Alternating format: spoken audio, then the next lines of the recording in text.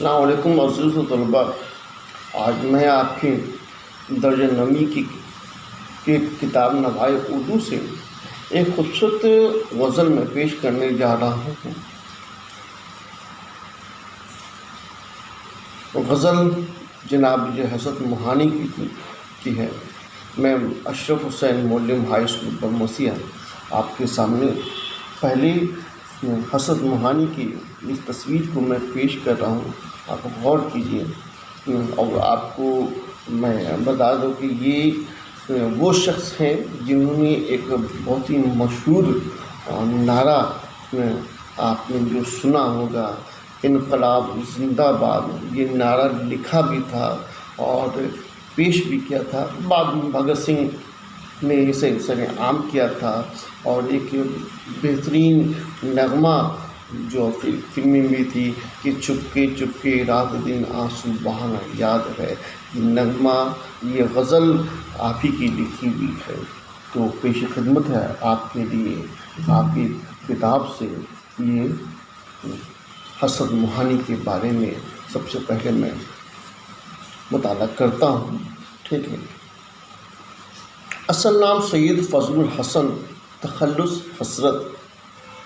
آپ کی پیدائش 1 جنوری 1875 عیسوی میں اتر پردیش کے اناؤ، اتر پردیش میں ایک ضلع ہے اناؤ، اسی اناؤ کے ایک قصبہ ہے جس کا نام ہے موہان، یہیں آپ کی پیدائش ہوئی۔ آپ کے والد کا نام سید اظہر حسین تھا اور قصبہ کے نام کو ہی آپ نے اپنے تخلص کے نام سے جوڑ کر مشہور ہو گئے۔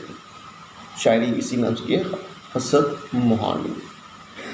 ابتدائی تعلیم گھر میں ہوئی، بعد میں اناؤ کے ایک انگریزی اسکول میں ہی تعلیم حاصل کی۔ 1903 عیسوی میں علی گڑھ یونیورسٹی سے، علی گڑھ کالج سے BA کیا اور پھر یہیں علی گڑھ سے ہی ایک ادبی ماہنامہ اردو معلیٰ جاری کیا۔ اس کے بعد 1904 عیسوی میں آپ کانگریس کے رکن بنے۔ 1905 عیسوی میں بال گنگادھر تلک کے ذریعہ چلائی گئی تحریک سودیشی تحریک میں بھی آپ جڑے رہے۔ 1919 عیسوی میں خلافت تحریک میں بھی جڑے رہے۔ انقلاب زندہ باد کا نعرہ لکھا اور پیش کیا۔ بعد میں بھگت سنگھ نے اسے مشہور کر دیا۔ ملک کی مکمل آزادی کا نعرہ سب سے پہلے انہوں نے ہی بلند کیا تھا۔ کئی بار قید و بند کی صحبتیں برداشت کی، یعنی جیل بھی گئے۔ آزادی کی شمع جلائے، قوم کی بڑے بڑے رہنماؤں میں آپ کا شمار ہوتا تھا۔ طالب علمی کے زمانے سے ہی شاعری کا شوق تھا اور تسلیم لکھنوی کی شاگردی اختیار کی۔ بعد میں انہوں نے مومن اور نسیم کا اتباع کیا۔ اردو غزل کو از سر نو مقبول بنانے میں حضرت موہانی کا بہت بڑا ہاتھ ہے۔ انہوں نے غزل کو تہذیب عاشقی کی شائستہ زبان سے آشنا کیا، پہچان کرانا۔ کلام میں شیرینی، دلکشی اور طرز ادا میں شگفتگی و لطافت پیدا کی۔ حضرت موہانی نے اپنی غزلوں میں عشقیہ مضامین کے علاوہ قومی سیاست اور قومی یکجہتی پر مبنی مضامین بھی داخل کیے۔ ان کے کلام میں جدید اور معنی خیز ترکیبیں بھی کثرت سے ملتی ہیں۔ انہیں غزل کا امام کہا جاتا ہے۔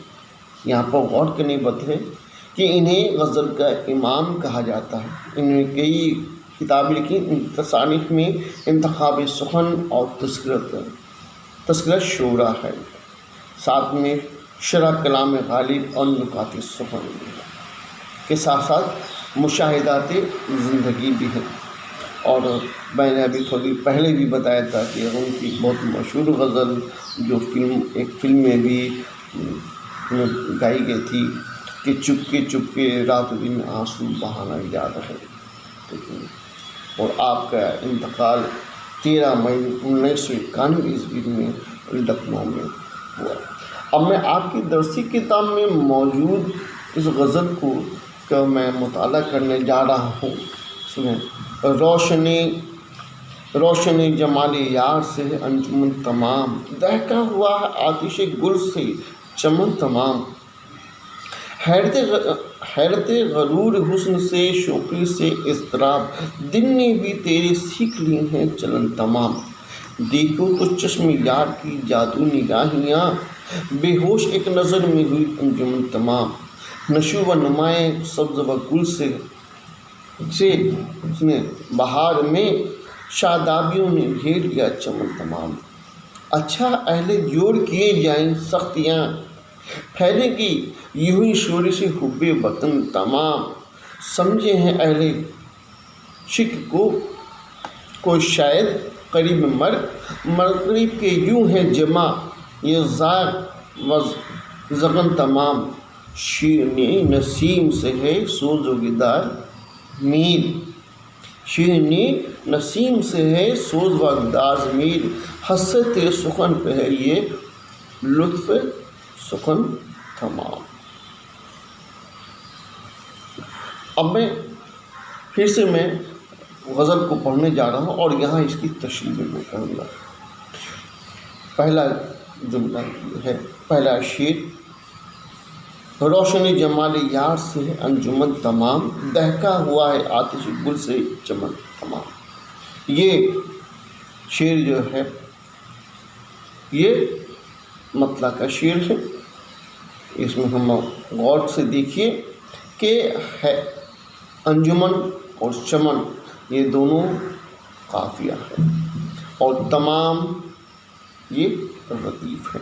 और हम जानते हैं कि लतीफ़ और काफ़ी जिसमें पाए जाए, ठीक है, दोनों मिसरों में, उसे हम मतला का शेर कहते हैं। अब यहाँ गौर कीजिए कि हसरत मोहानी ने इस शेर में महबूब की तारीफ़ करते हुए लिखते हैं और कहते हैं कि जिस तरह खिलते हुए फूलों से चमन का हुस्न दोबाला हो जाता है। चमन में जो फूल खिले हुए हैं तो उससे आपको चमन का हुस्न दोबाला हो गया है, बढ़ गया है, ठीक है। इसी तरह मेरे महबूब के हुस्न की कि उसके ताबानी से पूरी महफिल जगमगा उठी है। यानी कि यहाँ महबूब के हुस्न की तारीफ़ कर रहे हैं कि मेरे महबूब के हुस्न की तारीफ़ ये है, खूबी ये है कि जिस तरह से फूलों के खिलने से पूरा चमन, पूरा बाग जो है का हुस्न दोबाला हो गया है, पूरा बाग जो खूबसूरत हो गया है, इसी तरह मेरा महबूब भी है कि उसकी मौजूदगी से, उसके आने से पूरी दुनिया में रोशनी छा गई है, पूरी महफिल में जगमगा उठी है, सबकी आंखें उसी तरफ मौजूद हैं। उसके हुस्न ने सबको अपनी तरफ खींच लिया है। अब दूसरे बंद को देखिए कि लिखते हैं कि हैरत गुरूर हुस्न से शौक़ी से इज़्तिराब, दिल ने भी तेरे सीख लिए हैं चलन तमाम। हैरत गुरूर हुस्न से शौक़ी से इज़्तिराब, दिल ने भी तेरे सीख लिए हैं चलन तमाम। यहाँ शायर ने हसरत मोहानी ने महबूब के हुस्न की बात की है और उसके हुस्न के गुरूर की तरफ इशारा कहते कि हम महबूब के गुरूर को देखकर उसे अपने हुस्न पर से हम हैरत में डूब जाते हैं और जब वो उसका महबूब शौक़ियाँ दिखाता है तो मेरी बेचैनी में इजाफा हो जाता है, मैं और बेचैन हो जाता हूँ। और मैंने अपने महबूब से तमाम तरह के तरीक़े सीख लिए हैं, उसकी हर एक एक अदा को मैंने जान लिया है, उसकी हर एक एक अदा को मैंने जान लिया है, समझ लिया है कि वो क्या कहना चाहता है, वो क्या बोलना चाह रहा है। तीसरे बंद को गौर कीजिए कि देखो तो دیکھو تو چشم بہار، دیکھو تو چشم بہار، چشم یار کی جادو نگاہیاں، جادو نگاہیاں، بے ہوش ایک نظر میں ہوئی انجمن تمام، بے ہوش ایک نظر میں ہوئی انجمن۔ کہتے ہیں اب محبوب کی ہی باتیں کر رہے ہیں، کہہ رہے ہیں کہ میرے محبوب کی آنکھوں کو دیکھو، اس کی مست نگاہوں کو دیکھو، کہ اس کی نگاہوں میں ایک جادو ہے، اور ایک ایسا جادو ہے کہ پوری محفل بے ہوش ہو گئی ہے۔ اس کی آنکھوں میں جو نشہ ہے وہ ایک جادو ہے، ٹھیک ہے، اور اس جادو سے یا اس نشے سے پوری دنیا، پوری محفل بے ہوش ہو گئی ہے۔ بے ہوش ایک نظر میں ہی ہوئی انجمن تمام، پوری محفل بے ہوش ہو گئی ہے۔ اس کی کیفیت میں سب کے سب ڈوب گئے۔ یہاں پر غور کرنے کی بہت سی باتیں ہیں۔ اگلا بند کو دیکھیے، نشو نما نے سبزہ گل سے بہار میں، شادابیوں نے گھیر لیا ہے چمن تمام۔ نشو نما نے سبزہ گل سے بہار میں، شادابیوں نے گھیر لیا ہے چمن تمام۔ کہتے ہیں کہ موسم کی بات کر رہے ہیں، موسم بہار کی بات کرتے ہیں، کہتے ہیں کہ دیکھو ہر طرف جو بہار کا موسم آ گیا ہے، ہر طرف ہریالی ہے، ہر طرف شادابی ہے، پورا چمن، پورا باغ شاداب ہے، گلزار ہے، پورا باغ شاداب ہے، گلزار ہے، اور ہم نے اس شادابیوں میں، اس گلزار میں میں بیٹھا ہوں اور اس سے میں لطف اندوز ہو رہا ہوں۔ اگلا بند کو غور کیا، اچھا ہے اہل جوڑ کیے جائیں سختیاں، پھیلے گی یوں ہی شور سے ہو بے وطن۔ اب یہاں اس بند میں سیاسی حالات پر روشنی ڈالتے ہیں، کہتے ہیں اچھا ہے اہل جوڑ کیے جائیں سختیاں۔ یہ آزادی کے مت والوں کے بارے میں کہہ رہے ہیں، یہ کہہ رہے ہیں کہ آزادی کے مت والوں پر جتنا بھی ظلم کرو، جتنا بھی زور کرو گے تو ان کے اندر وطن کی محبت اور بھی بڑھے گی، ان کے اندر جوش اور بھی بڑھے گا، اور وہ اپنے ملک کو آزاد کرانے میں اور بھی زیادہ جد و جہد کریں گے، اور بھی زیادہ جدوجہد کریں گے، یعنی کہ ان پر ظلم سے ان کے اندر میں قوت ملے گی، قوت ملے گی۔ اب اگلے بند کو غور کیجیے، کہتے ہیں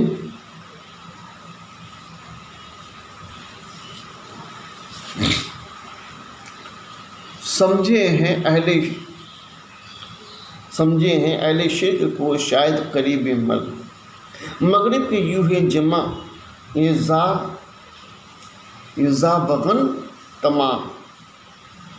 اس شعر میں حسن موہانی نے یورپ کی بات کی ہے، مغرب کی بات کی، یورپ کی بات کی، اور وہاں کے لوگوں کے کہتے ہیں کہ مشرق کے رہنے والے لوگ کو موت کے قریب سمجھ لیا گیا ہے، اور انہیں کمزور اور بیمار سمجھ لیا گیا، اسی لیے اہل مغرب کے یہ چیل ہوئے مرنے سے پہلے ہی گوشت نوچنے اکٹھے ہو گئے ہیں۔ کہہ رہے کہ یہ مشرق کے لوگ ہندوستان میں رہنے والے لوگوں پر اپنے ظلم کرنے کے لیے تیار ہیں، اور ان پر ظلم کر رہے ہیں۔ ٹھیک، آخری شعر جو ہے یہ جسے ہم مقطع کا شعر کہتے ہیں، غور کیجیے یہاں حضرت نے کیا کہا ہے کہ شیریں نسیم ہے سوز گداز میر، حسرت تیرے سخن پر ہے یہ لطف سخن تمام۔ یہاں اس مقطع کے شعر میں شاعر نے نسیم کی بات کی ہے، یہ نسیم کوئی اور نہیں بلکہ ان کے استاد کی بات کی، اور کہتے ہیں کہ ان کی شاعری میں نسیم کی جیسی شیرینی موجود ہے، مٹھاس جو ہے ان کی غزل میں یہ نسیم کی جیسی ہے، اور ساتھ ہی ساتھ جو سوز و گداز ہے، جو درد ہے، جو تڑپ ہے، یہ سب کچھ میر کے رنگوں میں ہے، میر کے رنگ میں، اور حسرت تیرے سخن پر ہے یہ لطف، تو یہ لطف سخن تمام، اور حسرت یعنی کہ تجھ پر ہے اس لطف کا خاتمہ ہو جاتا ہے، یعنی کہ ایسی صفائی اور با محاورہ الفاظ اور بندی اور زبان اور اس کا انداز تو کسی اور کے ہاں نہیں ہے، ایسی تک بندی، ایسا معمولی بندی، ایسی زبان اور صفائی صرف اور صرف حسرت کے کلام میں ہی موجود ہے۔ عزیز الطلباء، آپ نے یہاں حسرت موہانی کی آپ کی درسی کتاب میں جو درج غزل ہے اس کو آپ نے سنا ہوگا، پڑھا، اور ساتھ ہی ساتھ حسرت موہانی کے بارے میں بہت کچھ معلومات بھی حاصل کیا ہوگا۔ آپ دوبارہ اس غزل کو پڑھیں، درسی کتاب سے پڑھیں، اور اس میں سے ایک نئے زاویے کو بھی تلاش کرنے کی کوشش کریں۔ شکریہ۔